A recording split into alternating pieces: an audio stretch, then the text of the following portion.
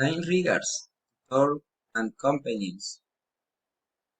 Bueno, en este video estaremos viendo la preparación de un cóctel.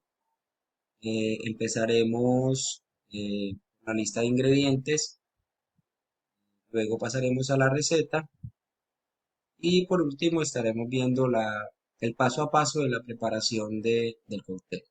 Bienvenidos. Cocktail Blue Sea. List the ingredients: lemon, mint, ice, flavoring de Curaçao Blue, vodka. Present the recipe: 2 lemons, 4 mints, half bowl ice, 1 glass of flavoring de Curaçao Blue, 1 glass of vodka. Prepare the cocktail step by step. To start with, in a blender, we are going to make 2 lemons. Secondly, half a bowl of ice.